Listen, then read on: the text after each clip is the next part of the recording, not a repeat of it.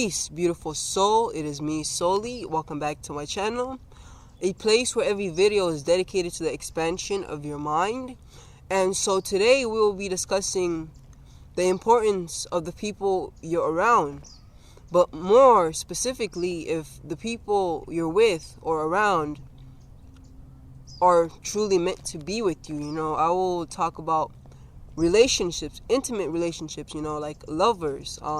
Then I'll talk about family. Then I'll talk about friends. And touch a bit on, narcissism as well. Because no one wants to be around a narcissist, right? Maybe, never mind, I'm not going to say that.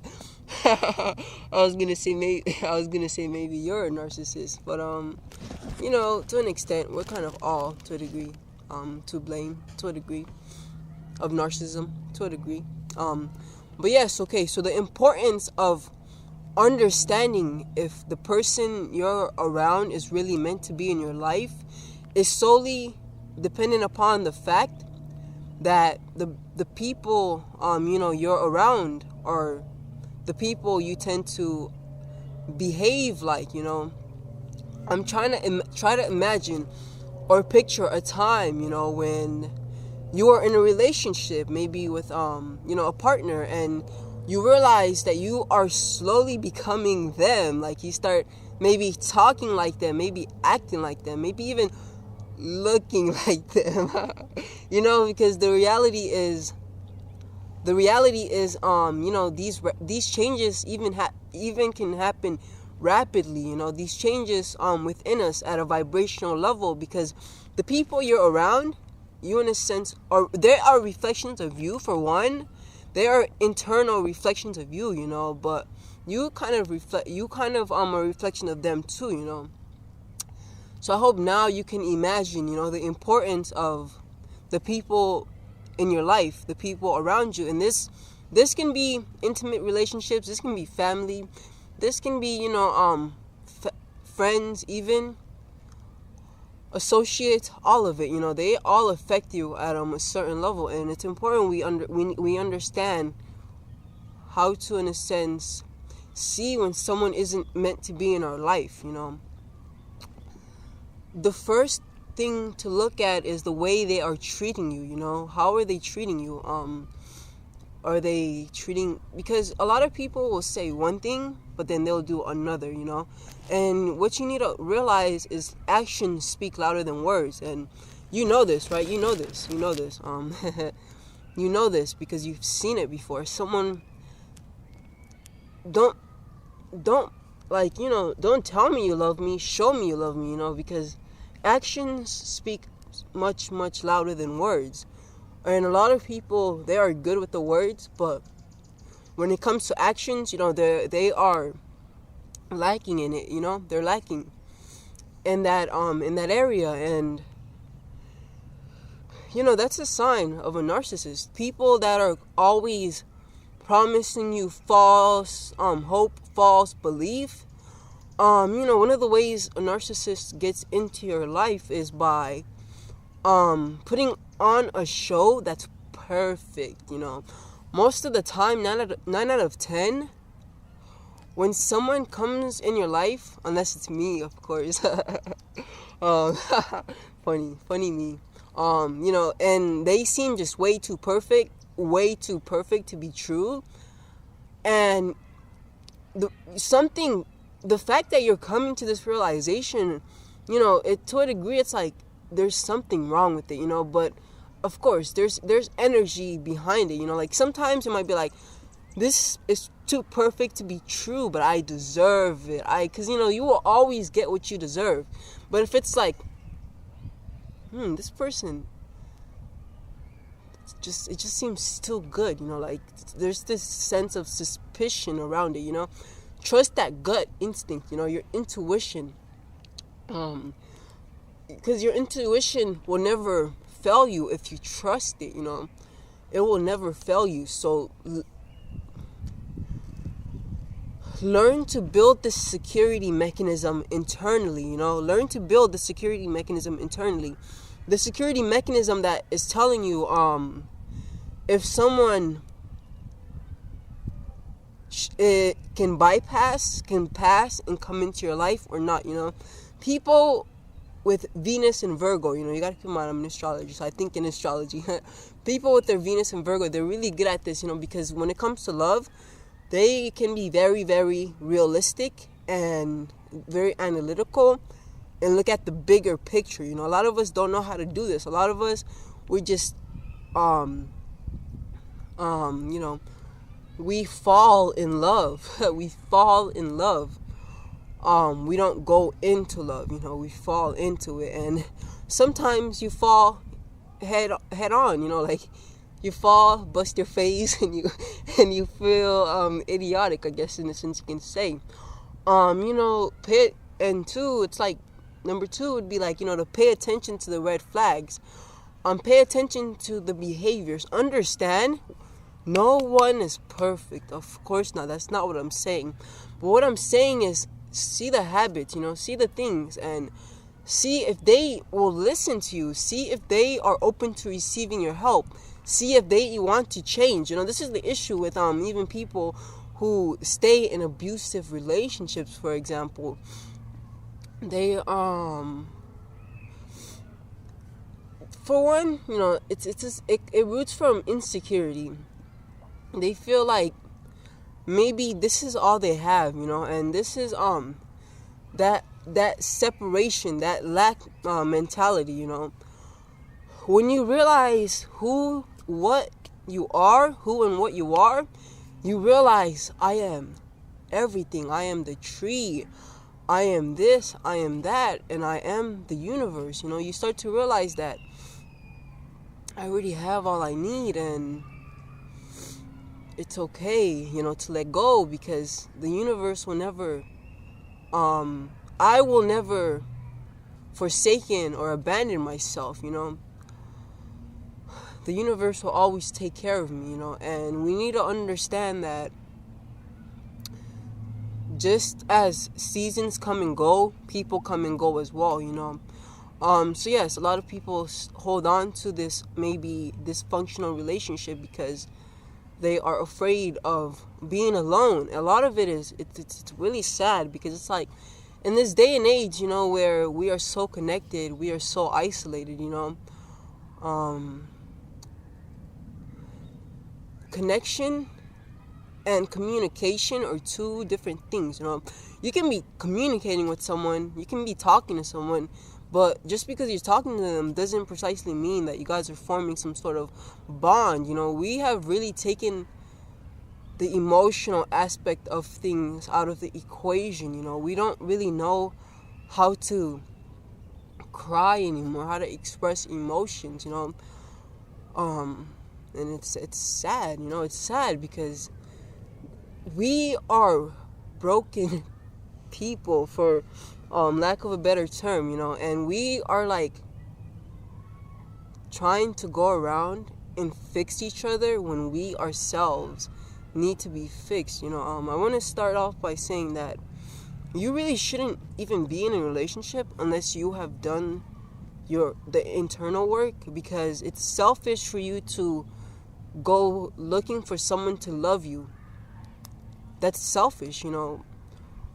What a relationship should be based upon is the building of love. You have love to give, connect with someone who has love to give, join together, and now you guys have created this beautiful love, this beautiful structure. And if that's number 3, if the person is taking more than they're giving from you, whether that be financially, whether that be emotionally, physically, a succubus, all of it, if they are taking more than they are giving to you, then that's a sign that that person gotta go. Show them the door.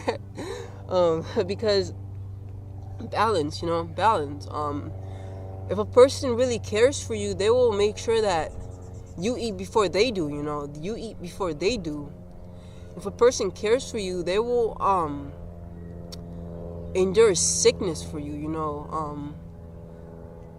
like I care for people that much that, like, when I see them sick, I would rather be sick than them, But I feel like, yeah, but that I feel like that's not even in this concept that I'm talking about in regards to giving equally, but I guess that love, I guess it would be relevant if they're doing the same, be with someone who equally matches you, someone who is as equally passionate about what you are about, me, for example, most of the time, I am alone. Now, the beautiful word alone and, the other word, isolation, people think alone means to be isolated. But the reality is alone and isolation are two complete different things. When you're isolated, for the most part, you don't have a choice. But when you're alone, you have a choice. I have a choice to go out in nature and spend times with the trees, the word alone, it's all one. ALONE, all one, When you're alone, you connect with who you are. You go inside and you realize the bigger picture, It's insane what I see when I close my eyes. But yes, it's important that the person you're with, because a relationship is a two-person scenario. It's not like if one person is carrying more weight than the other person, then it's not gonna work, But if it's equally yoked, then it's gonna work, Balance is crucial. Balance is important, And we can go so far together, but we need to we need to get ourselves together first before we join with others. It's very important that you yourself understand wholeness and you yourself become whole before you go out and connect with someone, Have something to offer. Have something to offer and then give that to them, Like me, for example,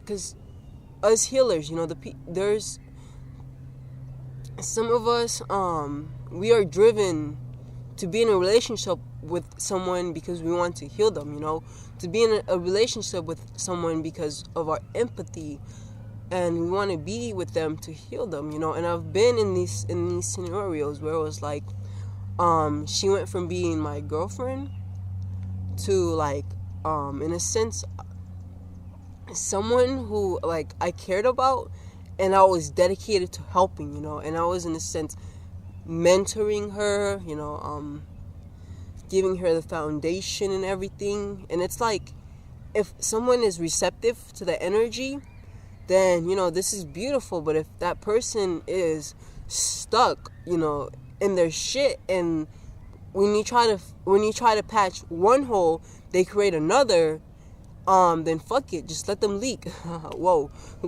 because because most of the time, some of us need to go through this experience. Your soul wants to experience this illusionary world we're living in.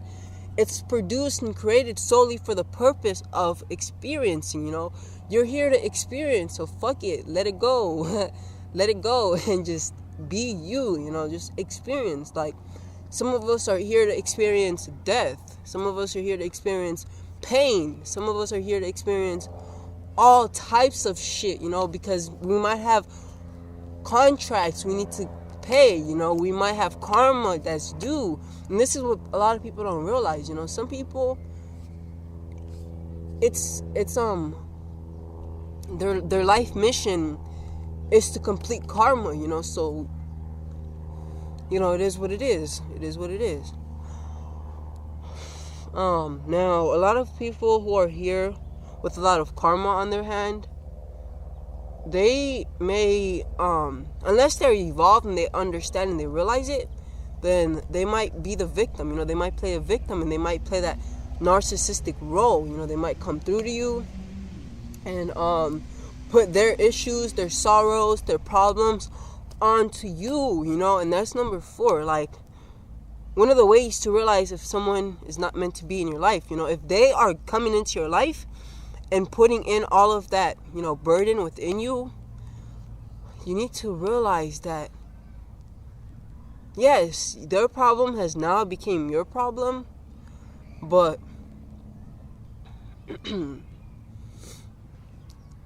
it wasn't originally your problem, like it's not in a sense your responsibility. Like I feel like because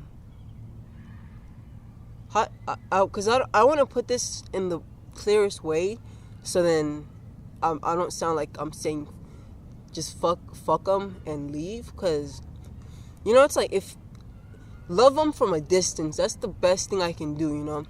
If you see someone suffering and if you see you can help them, then try to help them. But if you see they're not taking your advice, if you see that you're telling them, oh, if you eat that, it's gonna harm you, then shit, you're wasting your energy. And energy is, they say time, we don't have time, but the truth is, we don't have energy, how do I put this though? Because it's like, the more energy you receive in this body, the more time you will have. If you are dying and you learn to move the vital and channel in more vital life force, chi, prana into your body, then shit is gonna start changing and you're gonna live more. But this is because you just have more life force inside of you. It's the force of life, it's energy. So time is equated to energy. That's another subject though, and I think the last one, for this one, I'll just make a statement, I think I already said this, but birds of a feather flock together. Birds of a feather flock together. Meaning, the people you surround yourself with, they are whom you will reflect yourself to, they are the people that will be reflections of you, if you have family, family members, for example, whom are, now I guess I'll just talk about, I'll talk about family, friends, and lovers real quick. I like to keep my videos under 20 minutes, so let me stop wasting time.